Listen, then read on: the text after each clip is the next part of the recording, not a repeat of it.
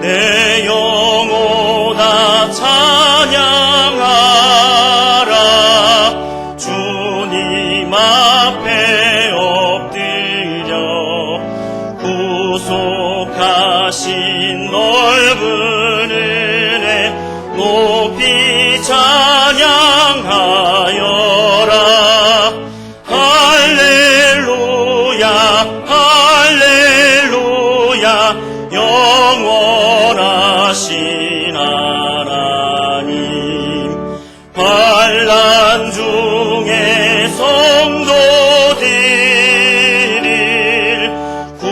구원하여 주셨네. 노하심은 더디하고 인자하심 넘치니.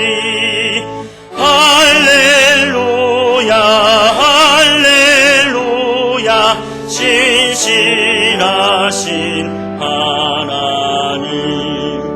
우리 약함 아시는 주 항상 지켜주시고 인자하신 그 손으로 보호하여 주시니. 할렐루야 할렐루야 자비하신 하나님. 천사들아 우리 함께 주께 찬양 드리세. 성도들아 모두 모여 주께 경배하여라. 할렐루야 할렐루야 은혜로신 하나님. 아멘.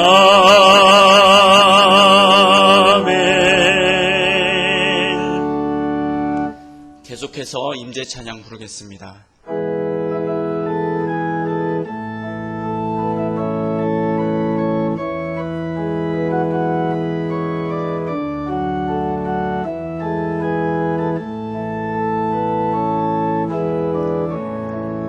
하늘의 문을 여소서.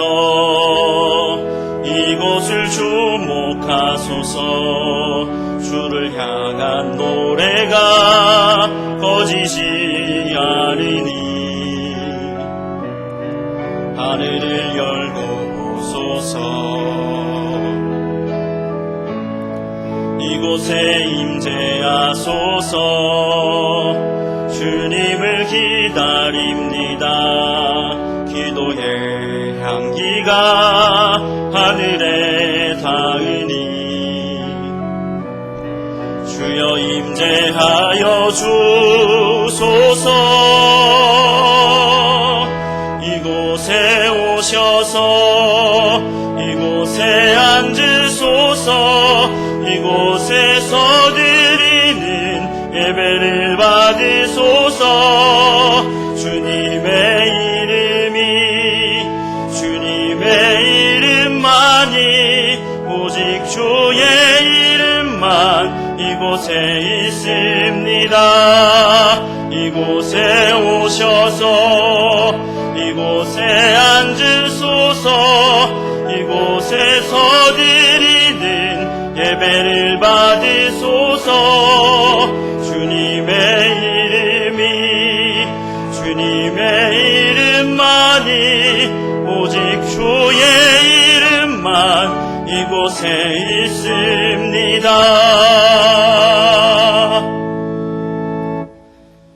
그러므로 우리는 예수로 말미암아 항상 찬송의 제사를 하나님께 드리자. 이는 그 이름을 증언하는 입술의 열매니라.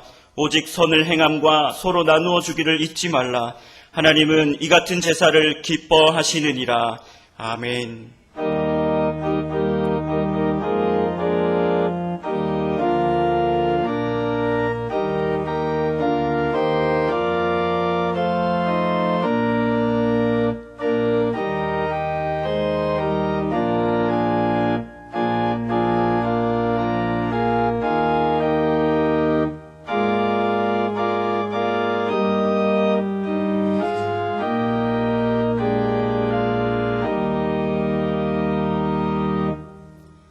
다 함께 찬송가 88장 찬양하겠습니다.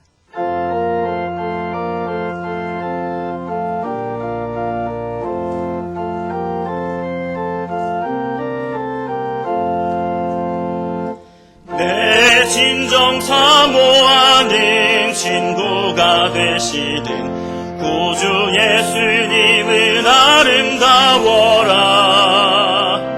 산 밑에 백합화요 빛나는 새벽별 주님 영원할 길 아주 없도다. 내 맘이 아플 적에 큰 위로 되시며 나 외로울 때 좋은 친구라.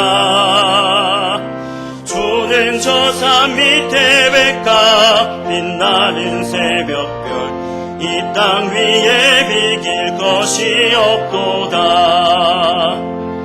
내 맘의 모든 염려 이 세상 고락도 주님 항상 같이 하여 주시고 시험을 당할 때에 악마의 개교를 즉시 물리치사 나를 지키네. 온 세상 날 버려도 주 예수 안 버려 끝까지 나를 돌아보시니. 주는 저 산 밑에 백합 빛나는 새벽별 이 땅 위에 비길 것이 없도다. 내 맘을 다하여서 주님을 따르면 길이 길이 나를 사랑하리니. 물불이 두렵지 않고 창검도 겁없네. 주는 높은 산성 내 방패시라. 내 영혼 먹이시는 그네 누리고 나 친히 주를 뵙기 원하네. 주는 저 산 밑에 백합 빛나는 새벽별 이 땅 위에 비길 것이 없도다.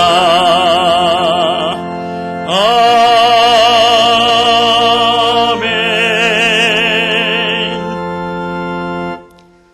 교동문 37번입니다. 지존자의 은밀한 곳에 거주하며 나는 여호와를 향하여 말하기를 그는 나의 피난처요 나의 요새요 내가 의뢰하는 하나님이라 하리니.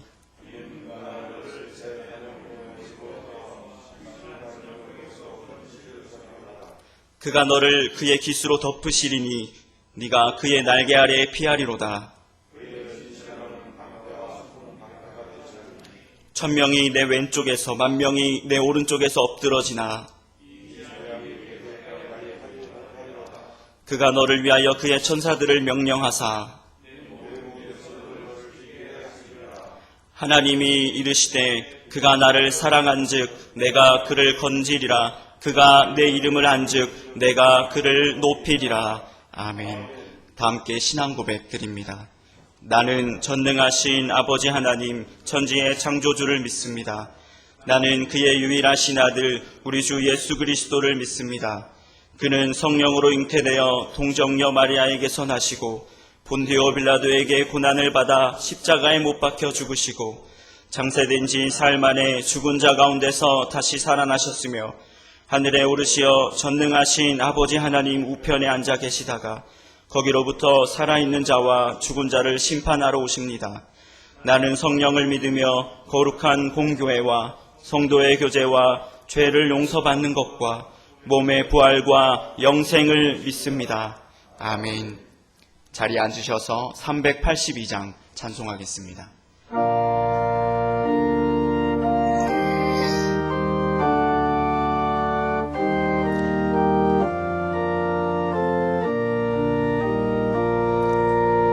너 근심 걱정 말아라. 주 너를 지키리. 주 날개 밑에 거하라.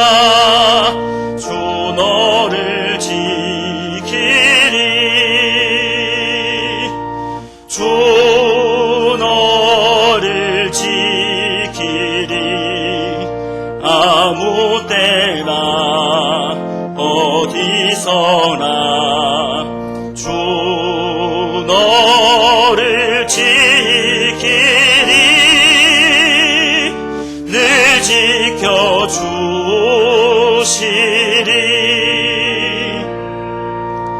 어려워 낙심될 때에 주 너를 지키리. 위험한 일을 당할 때 주 너를 지키리. 주 너를 지키리. 아무 때나 어디서나 주 너를 지키리. 늘 지켜주시리. 너 쓸 것 미리 아시고 주 너를 지키리. 구하는 것을 주시며 주 너를 지키리. 주 너를 지키리. 아무 때나 어디서나 주 너를 지키리. 늘 지켜주시리.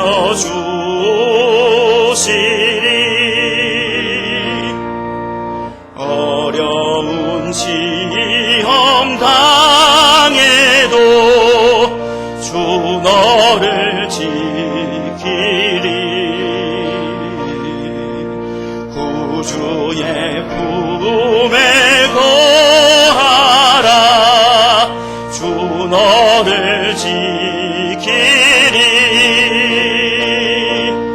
주 너를 지키리. 아무 때나 어디서나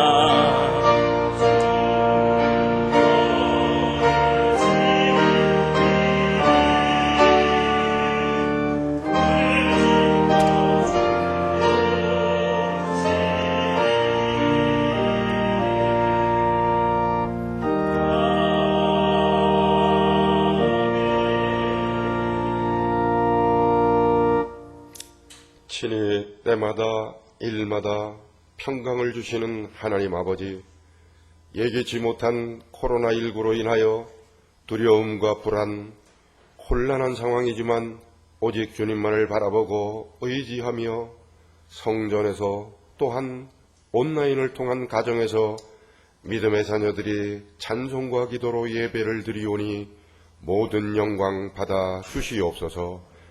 한 주 한 주 염려 가운데 지내는 이 시간, 저희들이 이전에 예배의 현장과 교우 간 만남과 교제, 세상 속에서 소소한 일상이 얼마나 복되고 복된 은혜인가를 잊어버린 채 살았던 어리석고 불쌍하고 교만에 가득한 모습을 돌아보며 회개의 깨우침을 주신 하나님 아버지를 사모합니다. 무엇이든지 믿고 구하는 것은 다 받으리라 말씀하신 하나님 아버지, 이럴 때일수록 모든 교회와 성도들이 영적으로 더욱 깨어있어 하나님의 뜻을 구하며 각자의 직분과 자리에서 다니엘과 같이 기도할 수 있는 자들이 되게 하여 주시옵소서. 직장에서 가문과 재택근무로 힘들고 사업과 자영업에 어려움을 처한 자, 자녀들을 둔 가정에서는 학교의 개학과 유치원 어린이집의 개원의 연기로 걱정하고 있는 자, 경제적으로 현실적인 어려움을 겪고 있는 모든 문제를 지혜롭게 대처케 하시고 인간의 나약한 능력으로 해결할 수 없사오니 주님 친히 주장하여 주시어 해결되는 축복의 은혜를 베풀어 주시길 간절히 원합니다. 믿음의 기도는 병든 자를 구원하고 일으키실 것이라 말씀하신 하나님 아버지, 오늘도 나라와 국민의 건강을 위해 밤낮으로 수고하는 의료진과 관계자 모두에게 능력을 주시고 씨름하는 대구 시민과 경북 도민에게 이겨낼 수 있다는 확신을 갖고 소망 가운데 나아가게 하옵시고, 이를 위해 교회와 저희들이 기도하오니 하나님의 역사로 확산을 막고 확진자가 치유되어 코로나19가 종식되는 놀랍고도 놀라운 응답의 은혜를 체험하는 모두가 되도록 인도하여 주옵소서. 특별히 사순절 기간 주님 십자가의 사랑을 기억하고 묵상하며 경건의 삶을 통하여 주님과 더 가까이질 수 있는 기회로 인도하옵시고, 삶의 모습에서 그리스도인의 향기가 넘치는 변화를 주옵시며 부활의 산소망을 주심에 감사함으로 우리 모두 기도하게 하시옵소서. 하나님 아버지, 이 시간 말씀을 전하는 주의 종에게 하나님의 계획과 뜻을 분별하는 지혜를 주옵시고, 성령 충만한 가운데 예배를 인도하사 이 시간 듣는 저희 모두가 감사가 넘치고 마음이 회복되고 상처가 치유되는 은혜가 넘치게 하옵소서. 바라고 원하옵기는 시온의비 교회 목회 사역의 리더로서 늘 깨어 기도하게 하시고 속해 있는 성도들을 살피고 섬기며 주님의 참사랑을 품어 지역과 한국교회 목회자의 본이 되어 모든 성도가 칭찬과 자랑이 넘치는 사역자의 길을 걸어가며 부족함이 없도록 인도하여 주시길 간절히 원합니다. 이 시간 예배를 위해 특송으로 영광 올려드립니다. 기쁘게 받으시고 각 가정에서 예배를 드리는 성도들 모두 함께 기쁨과 성령이 충만한 예배가 되기를 원하오며, 모두가 성전에서 평안하고 기쁨과 감사의 예배를 드릴 수 있도록 허락하실 주님을 찬양하오며 살아 역사하시는 예수님의 이름으로 기도드립니다. 아멘.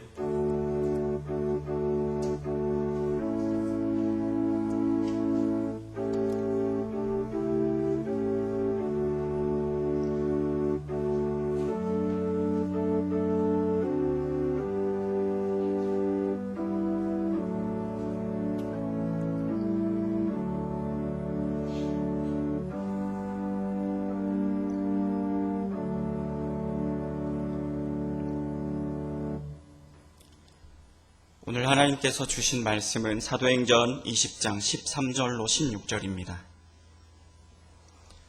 오늘 하나님께서 주신 말씀은 사도행전 20장 13절부터 16절까지 말씀입니다. 한 목소리로 함께 읽겠습니다. 우리는 앞서 배를 타고 앗소에서 바울을 태우려고 그리로 가니 이는 바울이 걸어가서 가고자 하여 그렇게 정하여 준 것이라. 바울이 앗소에서 우리를 만나니 우리가 배에 태우고 미둘레네로 가서 거기서 떠나 이튿날 기요 앞에 오고 그 이튿날 사모에 들르고 또 그 다음날 밀레도에 이르니라. 바울이 아시아에서 지체하지 않기 위하여 에베소를 지나 배 타고 가기로 작정하였으니 이는 될 수 있는 대로 오순절 안에 예루살렘에 이르려고 급히 가미러라. 아멘.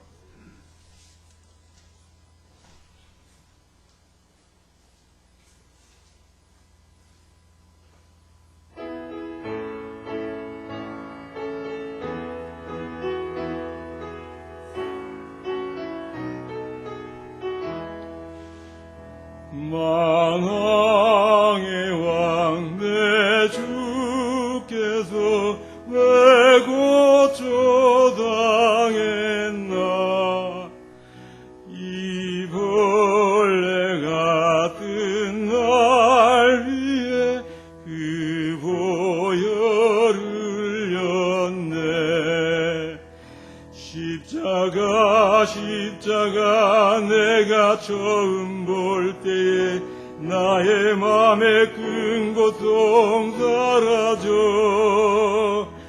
오늘 오늘 믿고서 내 눈 밝았네 참내 기쁨 영원하도다 주 십자가 못 박힘은 속죄함 아닌가 이 국률함과 그 눈에 말할 수 없도다 십자가 내가 처음 볼 때에 나의 맘에 큰 고통 사라져 오늘 믿고서 내 눈 밝았네 참내 기쁨 영원하도다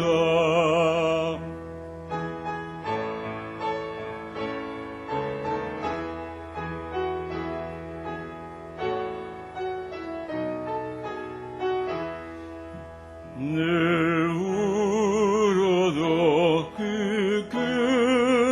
은혜 다 갚을 수 없네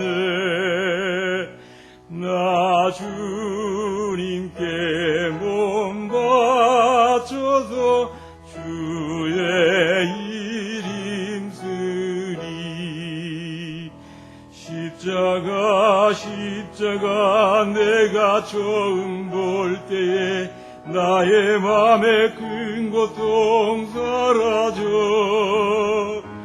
오늘 믿고서 내 눈 밝았네 참내 기쁨 영원하도다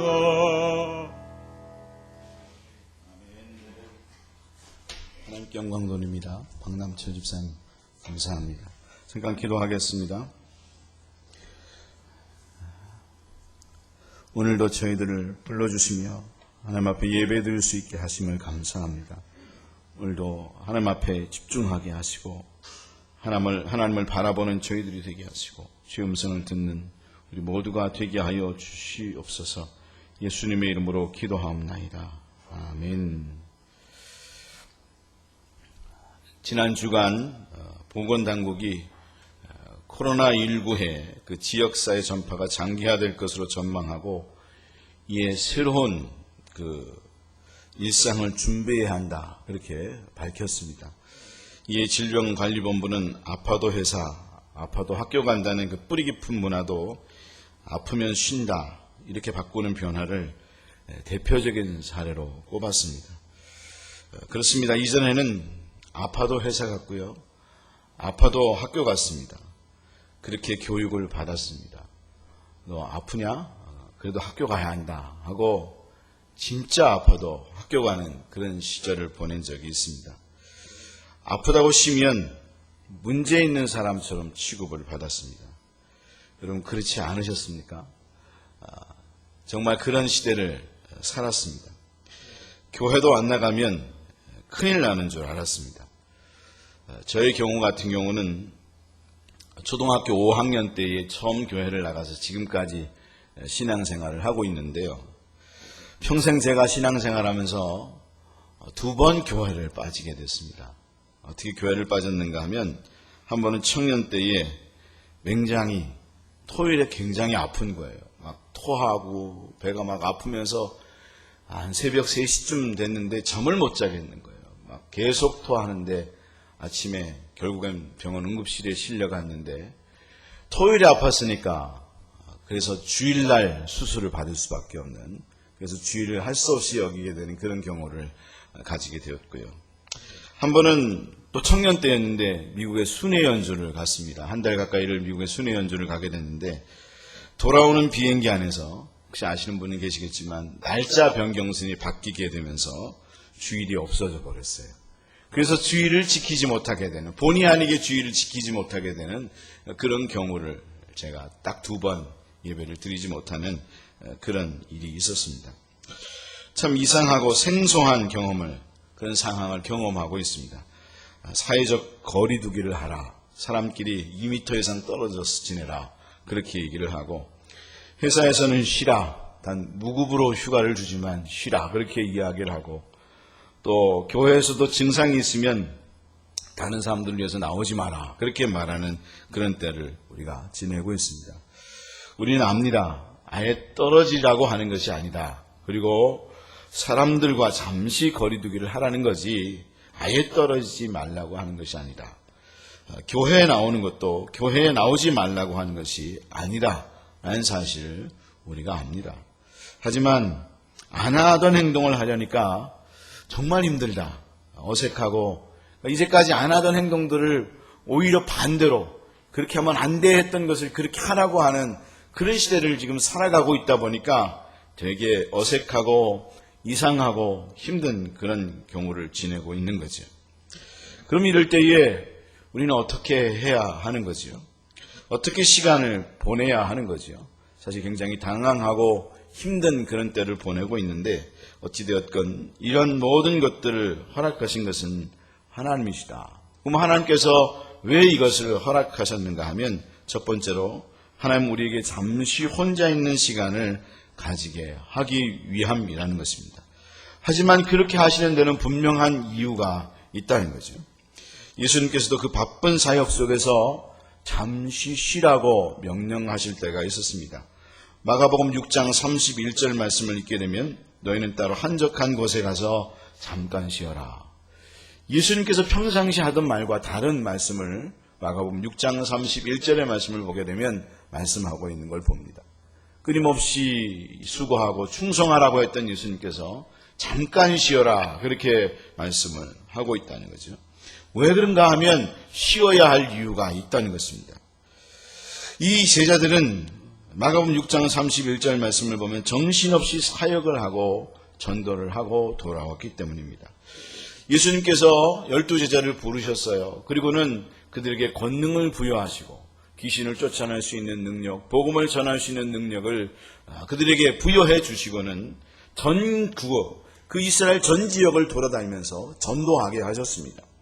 그리고 전도하고 열심히 며칠을 전도했는지 모르겠습니다. 그러나 전도를 하고 돌아왔는데, 전도를 하고 돌아오고 나서 쉬어야 될 시간이 필요했는데, 더군다나 수많은 군중들이 함께하면서 쉴 시간도 주지 않았다는 거죠. 마가복음 6장 31절의 말씀을 다시 한번 읽게 되면, 이는 오고 가는 사람이 많아 음식 먹을 겨를도 없음이라, 그렇게 말씀을 하면서 그들이 전국을 돌아다니면서 복음을 전하고 왔는데, 그리고 나서 잠시 쉬었으면 했는데 쉴 시간도 없이, 왜냐하면 끊임없이 사람들이 몰려오면서 도와달라고 하고, 그리고 끊임없이 찾아와서 예수님을 만날 수 있게 해달라고 하고, 끊임없이 그 제자들을 쉴 수 있는 시간을 허락하지 아니했기 때문이다 라고 하는 거죠. 그것을 알았던 예수님께서는 그의 제자들에게 잠시 쉬어라, 가서 음식도 좀 먹고 그리고 육체적인 피로도 회복하면서 잠시 쉴 시간을 가질 것을 말씀하고 있다는 거죠. 그런가 하면 예수님께서도 당신도 따로 떨어져서 산에 가신 적이 있었는데, 왜 산에 가셨는가 하면 기도하러 산에 가셨다는 거죠.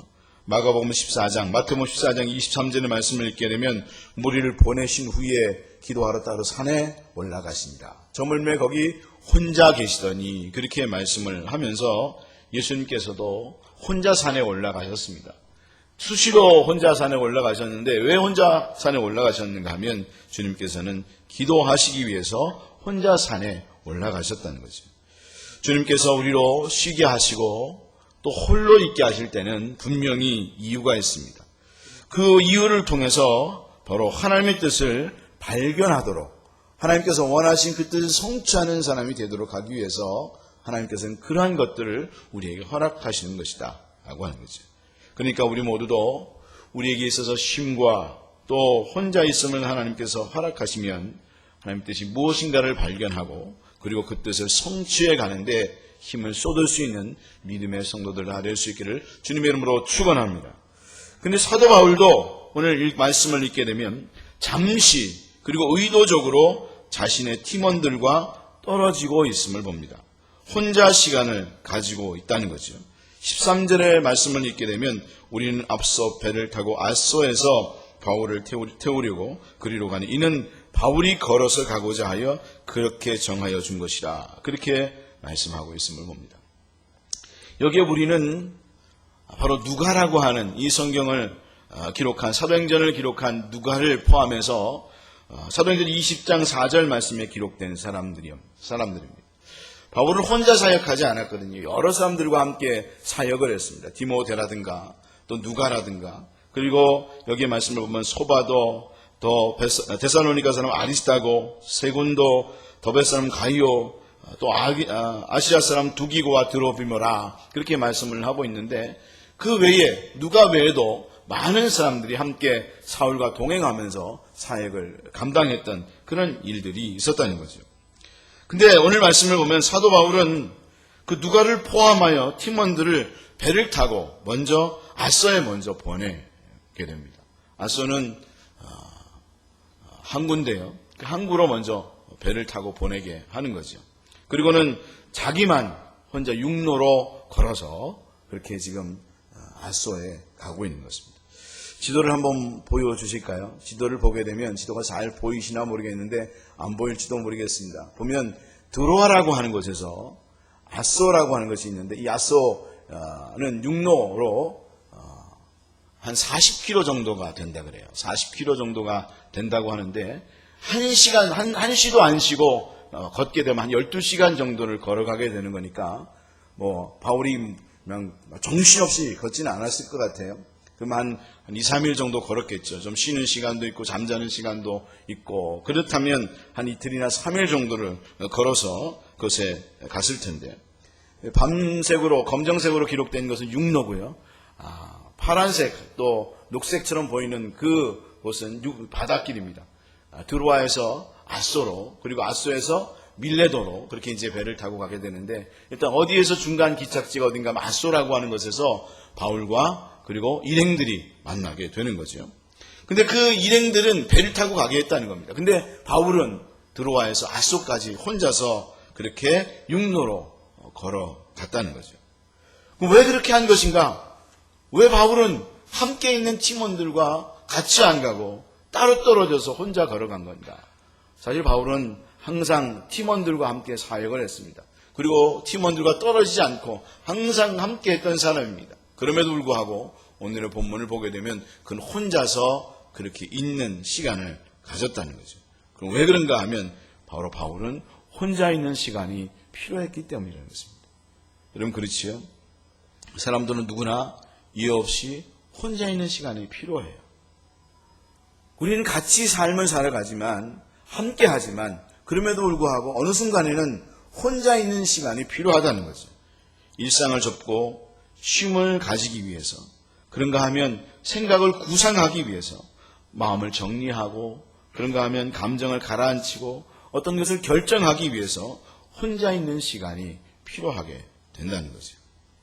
같이 있다 보면 그런 시간을 가질 수가 없기 때문에 혼자 있는 시간을 사람들은 가져야 한다는 것입니다. 남자 같은 경우도 보면 아내분들, 특별히 아내분들 같은 경우는 남자분들 혼자 있는 시간을 갖게 되면 왜 자꾸만 혼자 떨어져 있냐 막 이러지 말고, 남자들은 동굴에 있는 시간이 필요해요. 그러니까 혹시 여자분들, 남자분들 혹여나 그런 시간을 갖게 되면 그냥 내버려 두고 지금 동굴에 들어가 앉아있구나, 뭔가 지금 생각할 시간이 필요한 거구나, 그렇게 생각하면서 시간을 가질 수 있도록 내버려 두고 그냥 그런 시간이 필요하지, 그렇게 생각하면서 때로는 내버려 둘 수 있는, 남편도 그렇고요, 자녀들도 보면 그런 경우들이 있거든요. 혼자 있으려고 하고 문 걸어 잠그고 그러면 왜 문 걸어 잠그고 있냐고 그렇게 이야기하지 말고 지금 동굴에 들어가고 있구나, 뭔가 지가 꼭지를 뗄 시간을 갖고 있나 보다 생각하고, 뭔가 마음을 정리하고 감정을 가라앉히고 뭔가 생각할 수 있는 시간이 필요하구나. 그런 대사 있잖아요. 넌 계획이 있구나. 넌 계획이 있구나. 어떤 영화에 그런 유명한 대사가 있었대요. 넌 계획이 있구나. 문 열고 딱 나오면 넌 계획이 있었구나. 그렇게 이야기하면서 그냥 받아주고 그렇게 할 수 있는 믿음의 성도들 다 될 수 있기를 주님의 이름으로 축원합니다. 여러분은 안 그렇습니까? 우리도 다 그런 시간이 필요한다는 거죠. 때로는 걸으면서 산책을 하면서 생각하는 시간이 있어야 하는 거잖아요. 저도 특별히 걸어가 다니는 걸 참 좋아합니다. 걸어가면서 혼자 이렇게 생각하는 걸 되게 좋아해요. 철학파 중에서, 철학학파 중에 소요학파라는 학파가 있는데요. 그 소요학파라고 하는 것은 실제로 걸어가면서 대화하면서 그렇게 이야기하면서 어떤 철학적인 사고를 나누는 그런 학파가 있었어요. 소요학파라고 하는 학파인데, 사실 걸어가면서 이야기를 생각을 하고 이야기를 나누다 보면 사실 우리가 앉아있을 때와 달리 많은 것들을 생각하게 되고 또 뿐만 아니라 많은 것들을 알게 되는 또 저 마음이 정리가 되는 그런 시간을 가지게 되거든요.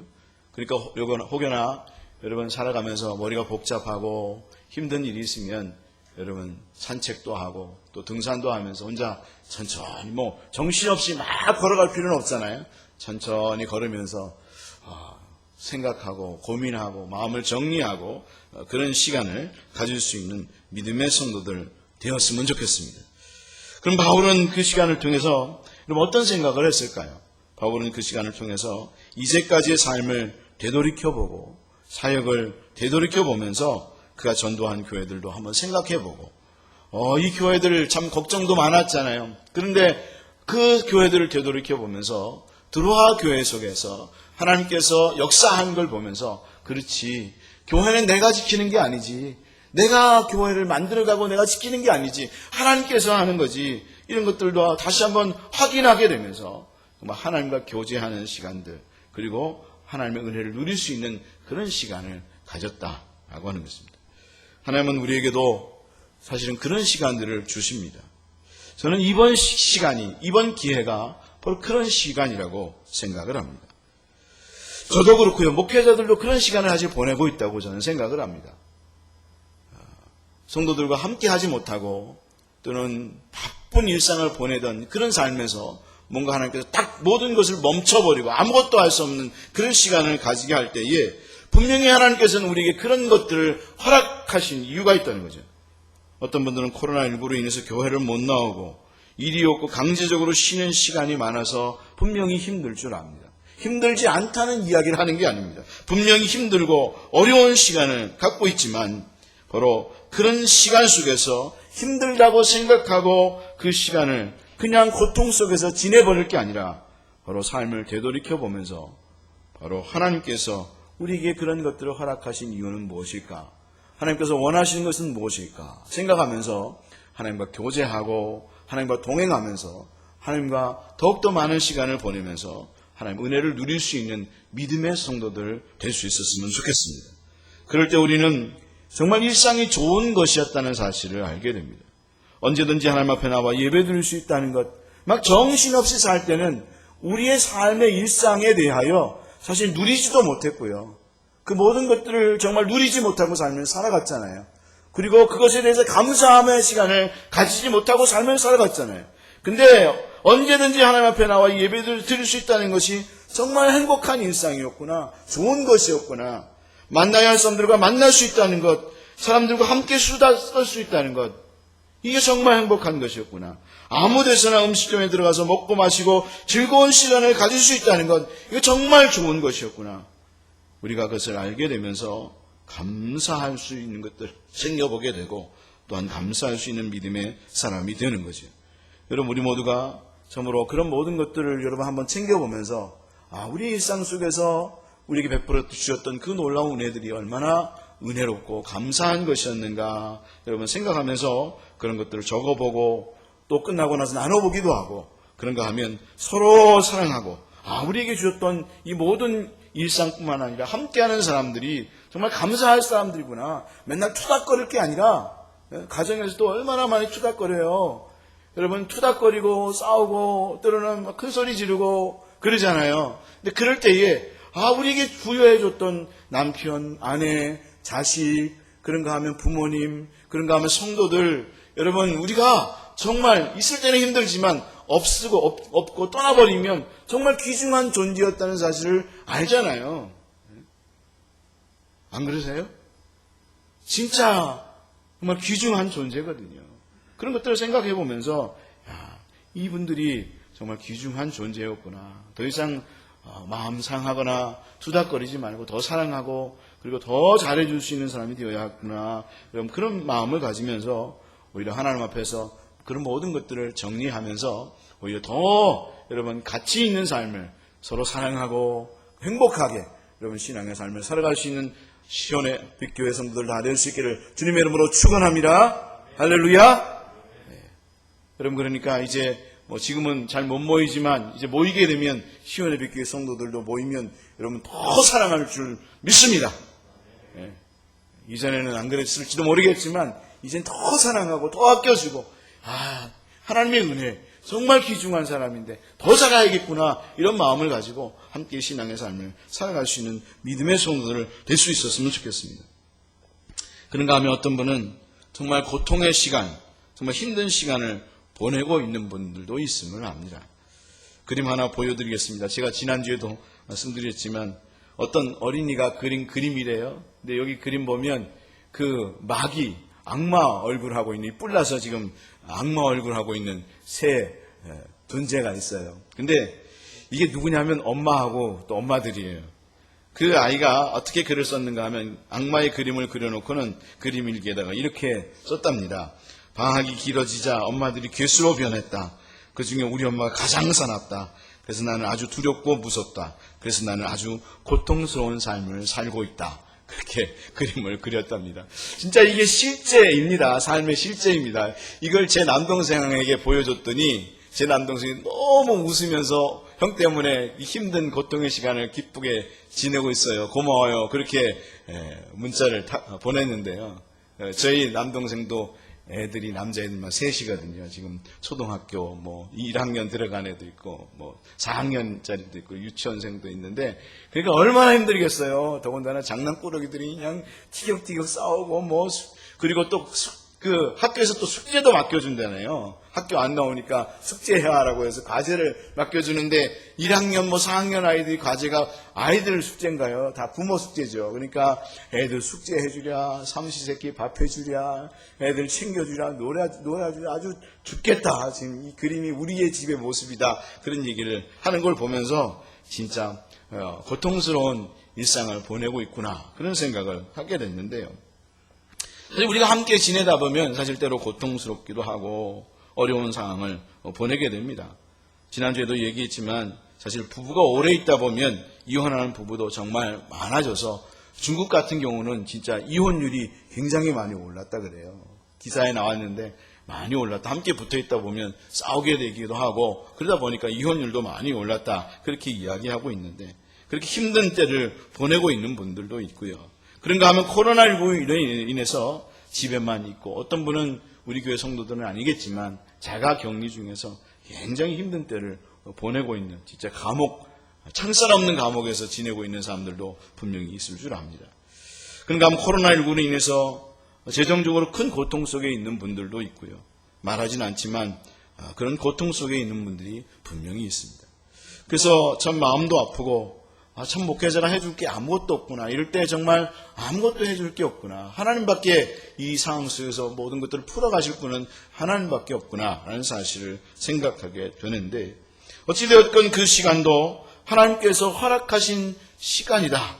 여러분 우리가 그 시간이 즐겁고 행복한 시간이든 아니면 고통스럽고 괴로운 시간이든 어떤 시간이든 간에 그 모든 시간들은 다 하나님의 허락 안에 있는 것이다 라는 사실을 생각하면서 여러분 하나님 안에서 삶의 의미를 정리하고 또 다른 하나님의 뜻을 발견할 수 있는 그런 믿음의 성도들이 될 수 있으셨으면 좋겠습니다.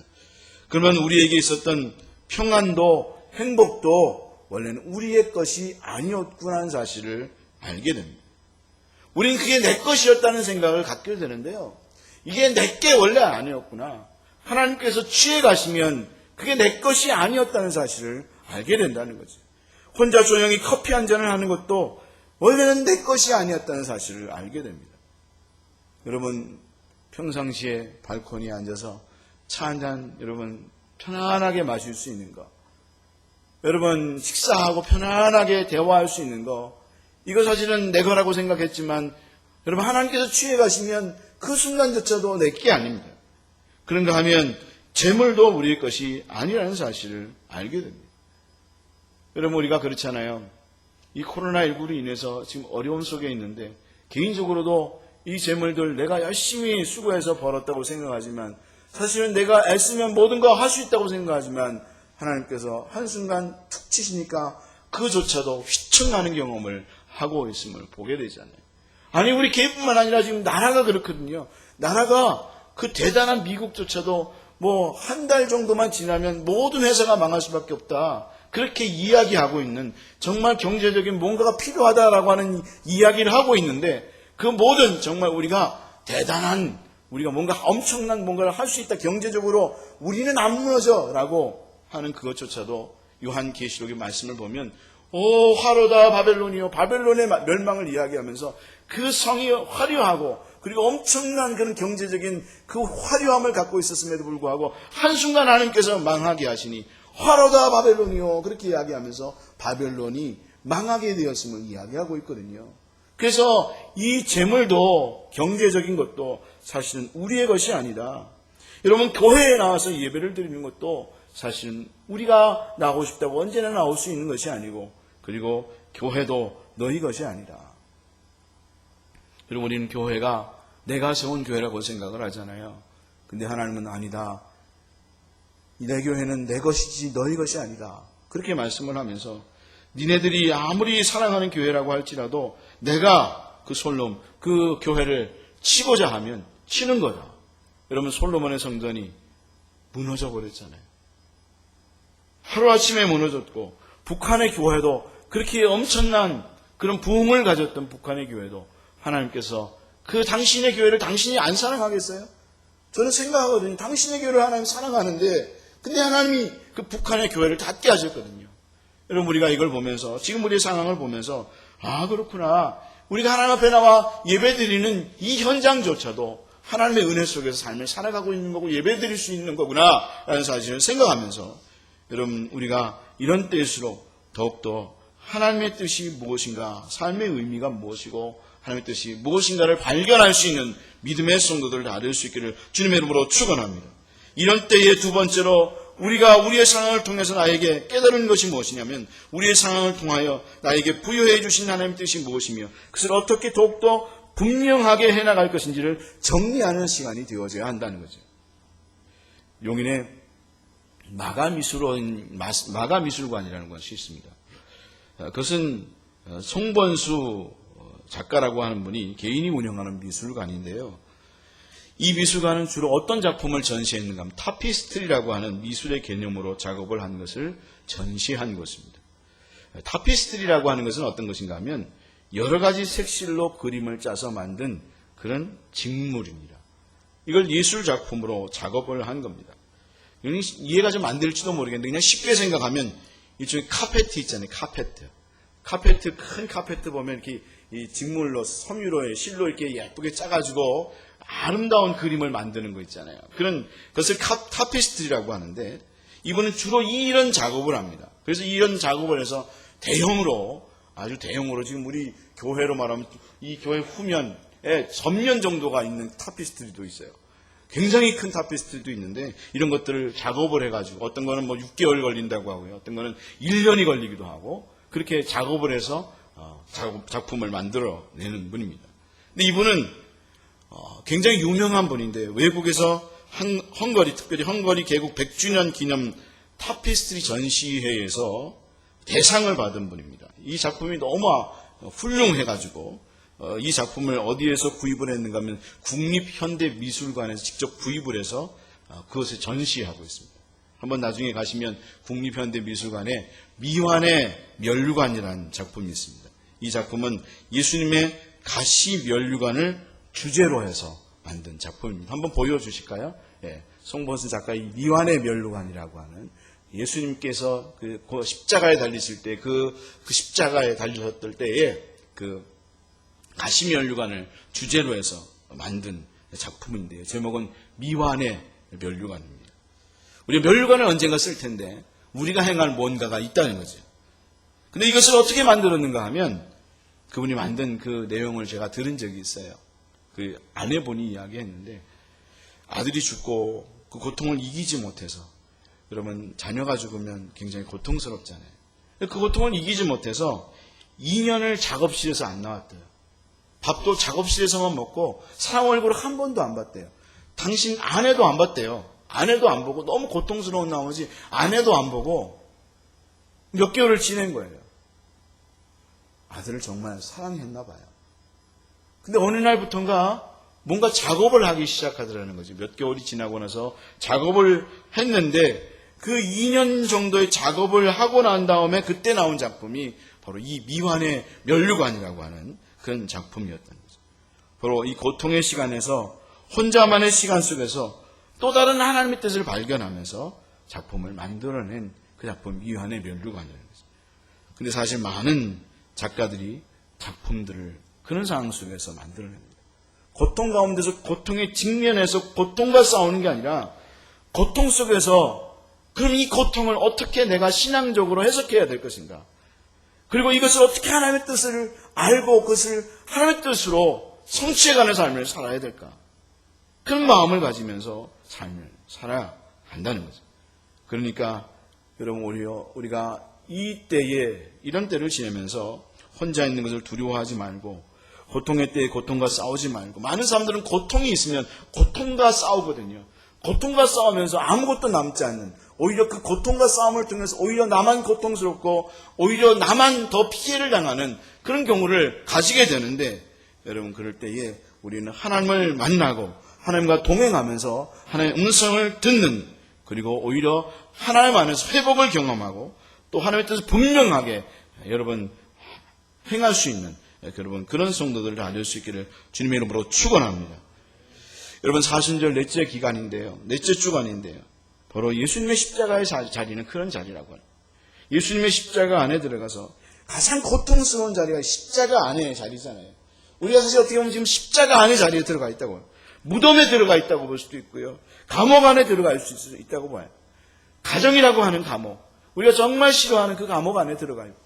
그런가 하면 내가 정말 싫어하는 그 자리에서 정말 고통스러운 삶을 살아가고 있는데 그 고통에서 고통과 직면해서 고통과 싸우는 게 아니라 그럼 고통 속에서 나는 어떻게 하나님의 뜻을 알아야 되는가?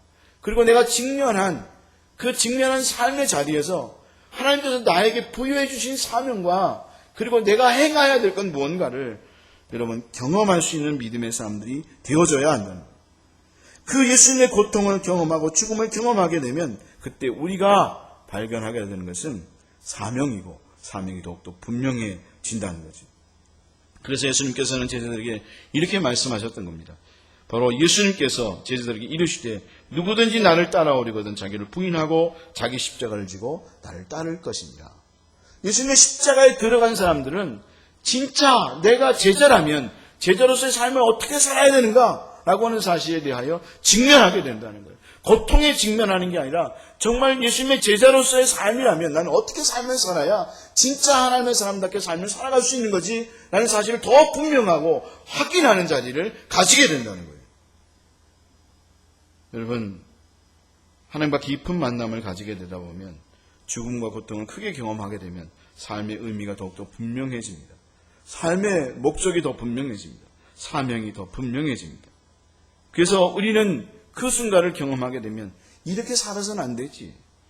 하나님께 나에게 원하셨던 건 원래 이게 아니었잖아. 내가 정신없이 살다 보니까 이게 진짜인 줄 알았고 이게 나의 삶의 다인 줄 알았는데 돈 열심히 벌어서 돈 많이 버는 게 내 삶의 가치인 줄 알았는데 내가 자녀를 잘 키우면 다 되는 줄 알았는데 그것이 내 삶의 목적이 아니었고 하나님께서 원하셨던 목적은 돈을 버는 것 맞지만 돈을 벌어서 하나님께서 원하시는 삶을 사는 거고 자녀를 잘 양육하는 거 맞지만 자녀를 잘 양육해서 뭔가 하나님의 뜻을 성취하는 것임을 알게 된다는 거죠. 그래서 이전까지는 누군가 하라고 하니까 했는데 부모가 뭔가 하라니까 남편이 하라니까 선생님이 하라니까 목사가 하라니까 교회도 가라고 하니까 때로는 교회 너무 가기 싫은데 가라고 하니까 할 수 없이 교회 나오고 지금 온라인 예배 드리는 아이들 중에 그런 애들 있을 거예요. 엄마 가라고 하니까 가기 싫은데 할 수 없이 두고 봐라.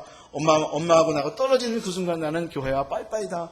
빠이빠이 뭐 이런 생각 갖고 있는 자녀들도 있을 수 있거든요. 실제로 그리고 그렇게 행하는 자녀들도 있는 거고요.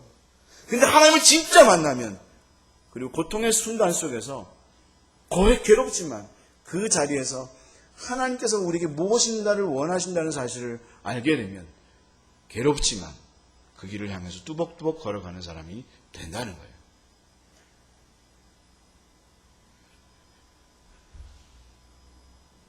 오늘 바울이 혼자서 떨어져서 걸어가고 있습니다.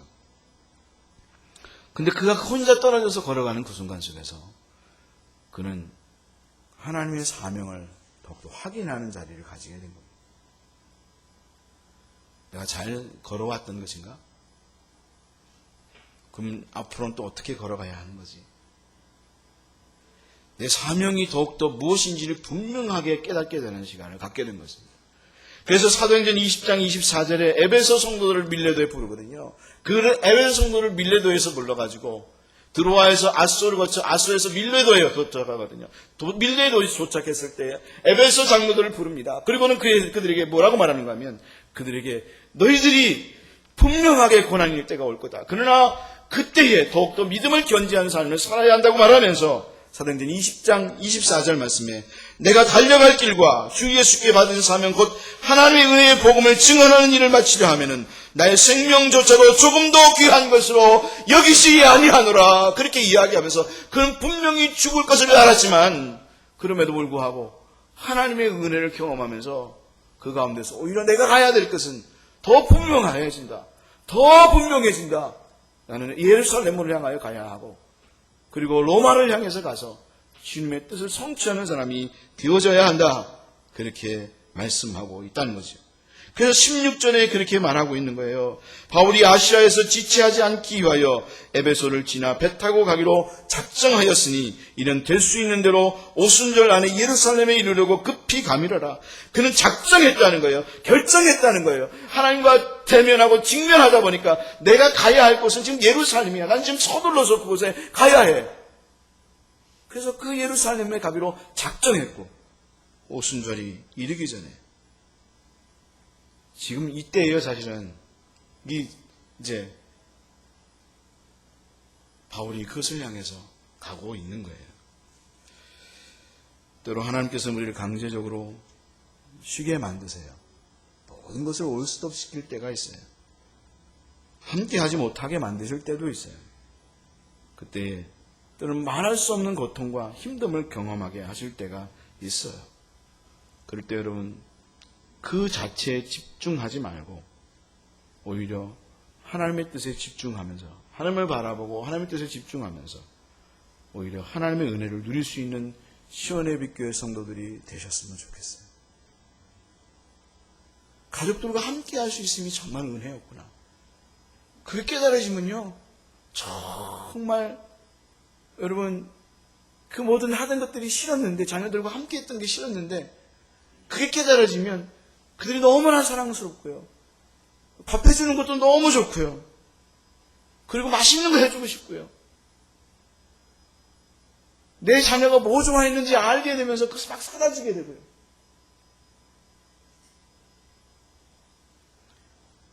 그 사실이 깨달아지면 일상과 모든 것들이 얼마나 행복했던 것들인지를 알게 되면서 더 사랑하고 행복할 수 있는, 행복하게 삶을 살아갈 수 있는 성도들이 되게 되는 거예요.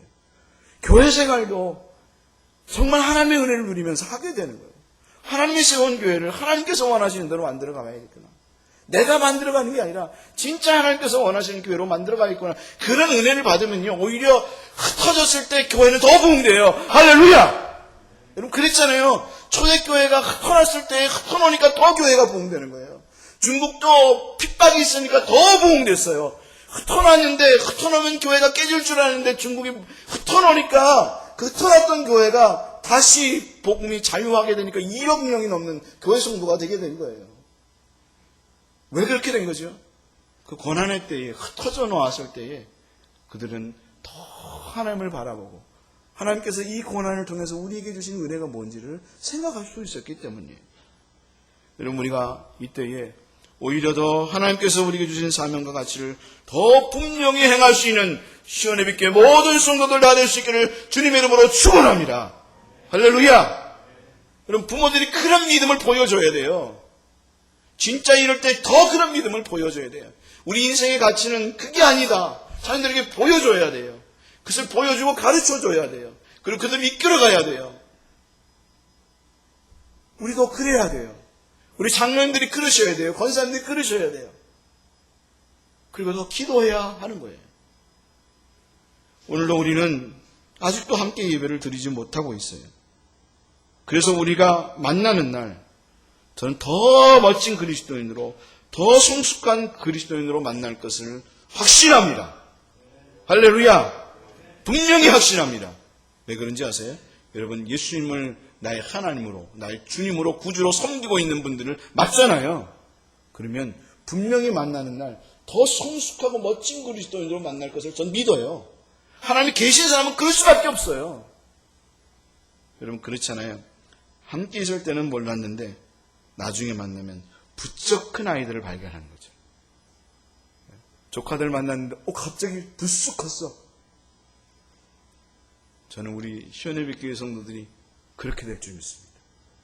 몇 주 못 만났는데 이제 만나니까 예전에 있던 성도님들이 아니네. 그렇게 될 수 있도록 하나님의 은혜를 마음껏 누리시다가 다시 만날 수 있는 성도들 다 될 수 있기를 주님의 이름으로 축원합니다. 기도하겠습니다. 하나님, 혼자 있게 하실 때에, 고통의 때를 보낼 때에 그 고통에 직면해서 고통과 싸우는 자들이 되지 말게 하시고 하나님을 바라보게 하시고 하나님의 뜻에 아버지 직면하게 하시고 하나님의 은혜를 누릴 수 있는, 하나님께서 우리에게 부여해 주신 가치가 무엇인지를 알고 삶을 살아갈 수 있는 시원예비교회 모든 성도들 다 될 수 있도록 주관하여 주시옵소서. 감사하옵고 예수님의 이름으로 기도하옵나이다. 아멘.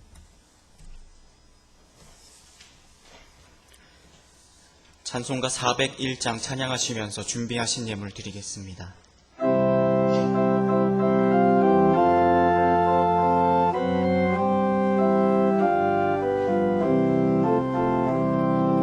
주의 곁에 있을 때 마음이 든든하오니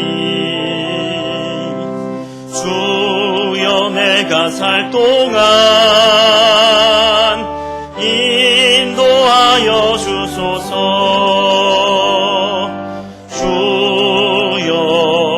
주여 나를 인도하소서.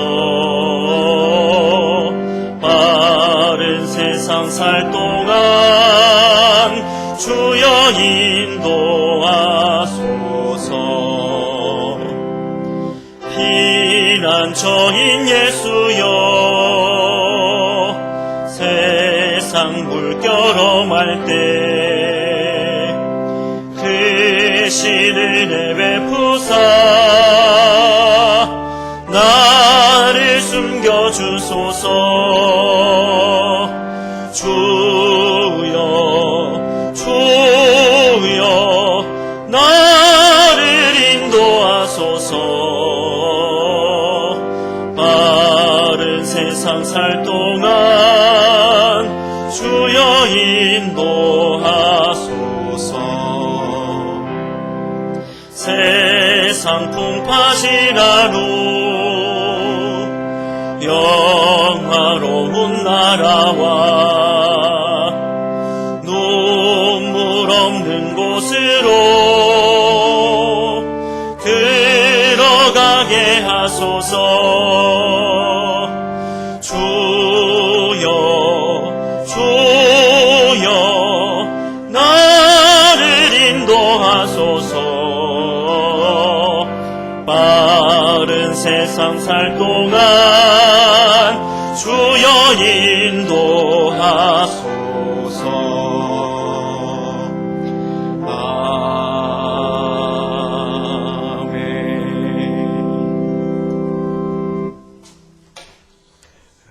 나의 자녀들과 시원예비교회 성도들을 지켜주심을 감사합니다. 김영숙 일권사님 감사한금 드리셨습니다.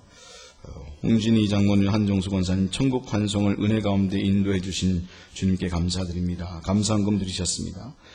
김영숙 일권사님 감사헌금 드리셨습니다. 지성호 목사 감사헌금 드렸습니다. 여선교연합회 건축헌금 드렸습니다. 김보람 자매 생일 감사헌금 드렸습니다. 박예원 어린이 감사헌금 드렸습니다. 박지원 목사님 정제사모 감사헌금 드렸습니다. 변내수 장로님, 박경순 권사님 감사헌금 드렸습니다. 기도하겠습니다. 우리의 삶 속에서 감사를 챙기게 하시고 하나님 앞에 드림이 될 수 있는 은혜를 허락하심을 감사합니다. 주님 앞에 드릴 수 있음이 정말 은혜라고 하는 사실을 다시 한번 깨닫습니다. 주여, 하나님 앞에 더 드림이 되고 더 나눔이 될 수 있도록 축복하여 주시옵소서. 하나님 축복하셔서 정말 많이 허락해 주시고 경제적으로 어렵지만 어려운 때에도 하나님 아버지 하나님께서 풍성하게 역사하셨다는 말씀처럼 그 말씀이 우리에게 임하게 하여 주시옵소서. 모든 성도들 하나님 채워주시고 건강케 하시고 역사하여 주시옵소서. 감사하고 예수님의 이름으로 기도하옵나이다. 아멘. 교회 소식 말씀드리겠습니다. 오늘 예배는 가정에서 온라인 예배로 드리고 있습니다. 속히 코로나19가 해결돼서 성전에 나와 예배 드릴 수 있도록 기도해 주시기 바랍니다. 3월 28일 토요일까지는 모든 예배와 모임은 잠정 중단하고 3월 29일 주일 예배는 추후에 공지하겠습니다. 사순절 지금 넷째 주간입니다. 그리스도의 고난을 묵상하며 개인 경건에 힘쓰는 한 주가 되기를 바랍니다. 그리고 헌금 관련돼서 광고 하나 다시 한번 드리겠는데요. 주중에 헌금하신 분들이 있습니다. 그런 분들은 다음 주 주보에 표기가 되니까 그렇게 하시면 되겠습니다. 우리 홍진희 장로님, 빅모 한정수 권사님 모친 최옥진 권사님께서 19일 목요일에 소천하셨습니다. 장례를 치렀는데요. 많이 위로해 주시고 또 하나님의 위로가 계속 임할 수 있도록 기도해 주시면 감사하겠습니다. 다 같이 일어나셔서 찬송 파송의 노래 부르시고 마치겠습니다.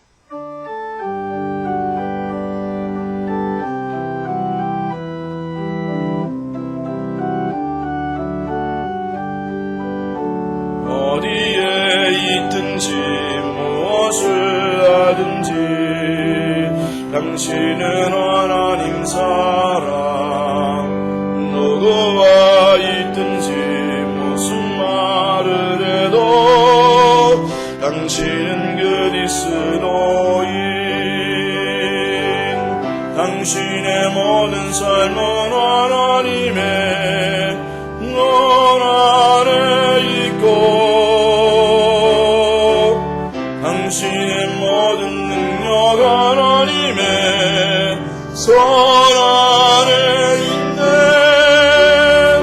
어디에 있든지 무엇을 하든지 당신은 하나님 사람.